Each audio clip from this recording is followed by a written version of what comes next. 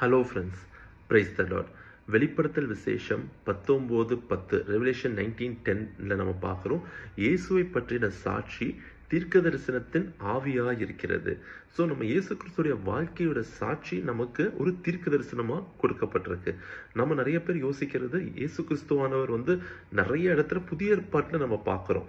So புதிய ஏற்பாட்டில் இயேசுடைய வாழ்க்கையை பற்றி, அவருடைய மரணத்தை பற்றி, அவர் உயிர்த்தெழுதல் பற்றி எல்லாமே போட்டிருக்கு. ஆனால் இந்த பழைய ஏற்பாட்டில் மறைந்திருக்கிற இயேசுவை குறித்து நம்ம என்ன பண்ண போகிறோம்? கர்த்தருக்கு சித்தமாக இருந்தால் நம்ம தொடர்ந்து தியானிக்க போகிறோம். பழைய ஏற்பாட்டில் இயேசு கிறிஸ்துவான் எப்படி மறைமுகமாக நமக்கு வெளிப்படுத்தப்பட்டிருக்கிறாரு அப்படிங்கிறத நம்ம என்ன பண்ண போகிறோம்? தொடர்ந்து தியானிக்க போகிறோம். இன்னைக்கு முதலாவது ஆதியாகமம் 1:27 பார்க்குறோம். தேவன் தம்முடைய சாயலாய் மனுஷனை சிருஷ்டித்தார், அவனை தேவ சாயலாகவே சிருஷ்டித்தார், ஆணும் பெண்ணுமாய் அவர்களை சிருஷ்டித்தார்னு வசனம் போட்டிருக்கு. ஸோ கர்த்தர் முதல் மனுஷனை உண்டாக்கும் போது எப்படி உண்டாக்குனார் அப்படின்னா, தேவ சாயல், அவருடைய சாயலாக உண்டாக்குனார். நம்ம மார்க் 10:6 அதே போல மத்தேயு 19:4 ரெண்டுலையுமே பார்க்குறோம். இதுதான் நம்ம பார்க்குறோம். ஆதியிலே கர்த்தர் எப்படி உண்டாக்குனார் அப்படின்னா, ஆணும் பெண்ணுமாய் உண்டாக்குனார் அப்படின்னு பார்க்குறோம். ஸோ ஆதியில தேவன் எப்படி அந்த மனுஷனை உண்டாக்குனார்னா, தேவ சாயலின்படி உண்டாக்குனாரு. ஸோ இந்த தேவ சாயல் யார் அப்படின்னா, கொலோசியன் 1:15 பார்க்குறோம். அவர் அதரிசனமான தேவனுடைய தற்சரூபமும் சர்வ சிருஷ்டிக்கும் முந்தின பேராவருமா இருக்கிறார். He is the image of invisible God, the firstborn of every creature ன்னு வசனம் போட்டிருக்கு. So image of invisible god அப்படின்னா, காணக்கூடாத அந்த தேவனுக்கு ஒரு வடிவம், அதுதான் இயேசு கிறிஸ்து. ஸோ நம்ம முதலாவது இப்போ பார்க்குறோம், யாரோட ரூபத்தில் அப்போ ஆதாமும் ஏவாளும் உண்டாக்கப்படுறாங்க. இல்லைன்னா ஆணும் பெண்ணுமாய் முதல் நம்ம பார்க்கறது இயேசு கிறிஸ்துடைய சாயல்ல, இயேசு கிறிஸ்துடைய ரூபத்துல தான் முதலாவது மனுஷன் இந்த உலகத்துல உண்டாக்கப்படுறாங்க. ஸோ ஆனால் என்ன நடக்குது அப்படின்னா, ஆதியாகமம் 3:10 பார்க்குறோம். அவன் ஆதாம் தன் பாவம் செய்ததுக்கு அப்புறம் அவன் சொல்றான், தேவனுடைய சத்தத்தை கேட்டதுக்கு அப்புறமும் அவன் சொல்றான், நான் நிர்வாணியா இருப்பதினால் பயந்து ஒளிந்து கொண்டேன் என்றான். ஏன் நிர்வாணி அப்படின்னு அவன் தன்னைத்தானே உணர ஆரம்பிச்சிட்டான் அப்படின்னா, அவன் செய்த பாவத்தின் நிமித்தமாய் அந்த தேவனாகிய சாயல், அந்த இயேசு கிறிஸ்துவாகிய அந்த சாயல் அவனை விட்டு விலகிடுச்சு. அதை விலகனோடனே அவன் என்ன பண்றான்? அவன் தான் ஒரு நிர்வாணி அப்படின்னு உணர ஆரம்பிச்சிட்டான். அது வரைக்கும் அவனுக்கு அது தெரியல தான் நிர்வாணி அப்படின்னு.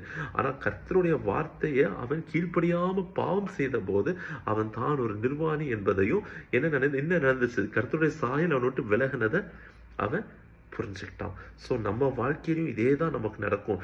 நம்ம கர்த்தரோடு நெருங்கி இருக்கும் போது நாம் வெளிப்பட மாட்டோம். சில சமயம் நம் மூலமாய் இயேசு கிறிஸ்துவானவருடைய சாயல் வெளிப்படுத்தப்படும். ஆனா நாம் செய்யும் பாவத்தின் நிமித்தமாய் என்ன ஆகும் அப்படின்னா, அந்த சாயல் நம்மளை விட்டு விலகிடும். நம்ம என்ன பண்ணுவோம்? நிர்வாணியா உணர ஆரம்பிப்போம். நமக்கு ஒரு இதுக்குள்ள இருக்க மாட்டோம். நம்ம கர்த்தருடைய அந்த ஒரு அழகான அந்த தோட்டத்துக்குள்ள, அந்த ஏதேன் தோட்டத்துக்குள்ள நாம என்ன பண்ண மாட்டோம்?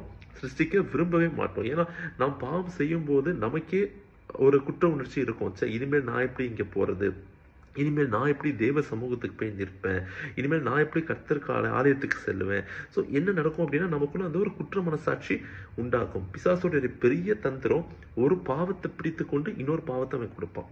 அதான் அவனோட பெரிய தந்திரம். நீங்க நல்லா கவனிச்சு பார்த்தீங்க அப்படின்னா, ஒரு பாவத்துக்கு அடுத்து இன்னொரு பாவம் வந்துட்டே இருக்கும். தாவீதோட வாழ்க்கையில பார்க்குறோம், தாவீத் பத்ஷேபாவின் வாழ்க்கையில அந்த பாவம் ஒன்னொன்னா பெருகிட்டே போறதை நம்ம பார்க்கலாம். பிசாசு அப்படிதான் பாவத்தை நமக்குள்ள என்ன பண்ணுவோம்? பெருக பண்ணுவான். நம்ம நினைப்போம் ஒரு சின்ன பாவத்துல தான் ஆரம்பிச்சோம். ஆனா அந்த பாவம் என்ன பண்ணுவோம் அப்படின்னா, அதை தொடர்ந்து பல பாவங்கள் என்ன பண்ணுவான்? அவன் கொண்டு வர வைப்பான். ஸோ அந்த ஏதேன் தோட்டத்துக்குள்ளேயே பிரவேசிக்க கூடாதபடி என்ன ஆயிடும்? அது ஏதேன் தோட்டம் தெய்வ பிரசன்னம், அதுக்குள்ள பிரவேசிக்காதபடி நம்ம என்ன பண்ணிடுவான்? வெளியே வந்துருவோம். ஸோ இந்த நிமித்தமாக நம்ம பார்க்குறோம், லூக்கா 19:10 பார்க்குறோம், இழந்து போனதை தேடவும் ரட்சிக்கவுமே மனுஷகுமாரன் வந்திருக்கிறார். ஸோ எந்த சாயல், எந்த தேவ சாயல் நாம் இழந்தோமோ, எந்த தெய்வ பிரசனத்தை நம்ம இழந்தோமோ, ஆதாம் எப்படி பாவம் செய்யும் போது அந்த தெய்வ பிரசனத்தை இழந்தது போல, அந்த தெய்வ சாயலை இழந்தது போல, நாம் செய்த பாவத்தின் நிமித்தமாய் நாம் எந்த தெய்வ சாயலை இழந்தோமோ அதை தேடி ரட்சிக்கவே யார் வந்தா? மனுஷகுமாரனாகிய இயேசு கிறிஸ்து இந்த உலகத்துக்கு வந்தார். அது மாத்திரமல்ல, 2 கொரிந்தியர் 3:18 பார்க்கிறோம், அந்த சாயலாக தானே மகிமையின் மேல் மகிமை அடைந்து மறுரூபமாக்கிறோம். அதாவது same image from glory to glory.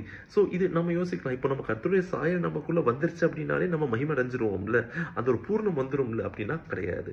நாம் கர்த்தருடைய சாயலுக்குள்ள நாம் ஒவ்வொரு நாளும் வளர வளர என்ன நடக்கும் அப்படின்னா மகிமையின் மேல் மகிமை நம் வாழ்க்கையில வெளிப்படும். அதாவது க்ளோரி டு க்ளோரி.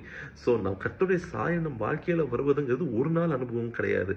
ஏதோ ஒரு மீட்டிங் போகும்போதோ இல்லைன்னா ஏதோ ஒரு உணர்ச்சி பூர்வமான ஒரு ஆராதனையை நம்ம பங்கு பெற்றதுக்கு அப்புறம் ஏதோ ஒரு நாள் நடக்கிற காரியம் தேவனுடைய சாயல் கிடையாது. தேவனுடைய சாயல் என்ன அப்படின்னா அது மகிமையின் மேல் மகிமை.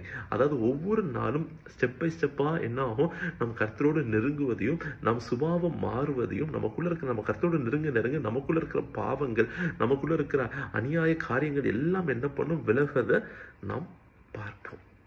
ஸோ இன்றைக்கு முதலாவது தியானத்தை நம்ம இதில் முடிக்கிறோம். ஏன்னா கர்த்தராகிய இயேசு கிறிஸ்துவானவருடைய சாயல் அவர் நம்ம உருவாக்கும் போது அப்படி உருவாக்கினாலும் நாம் பாவத்தை நிமித்தமாய் இறந்ததை நமக்காய் திருப்பி மீட்கும்படிக்காகவே யார் வந்தா, அவரே திருப்பி வந்தார். அவருடைய சாயலை நமக்கு கொடுப்பதற்காக மறுபடியுமாய் அவரே இந்த உலகத்துக்கு வந்து நமக்காக மறிச்சு திரும்பி அந்த சாயல் நாம் பெற்றுக்கொள்வதற்கான ஒரு கிரயத்தை அவர் செலுத்திட்டார்.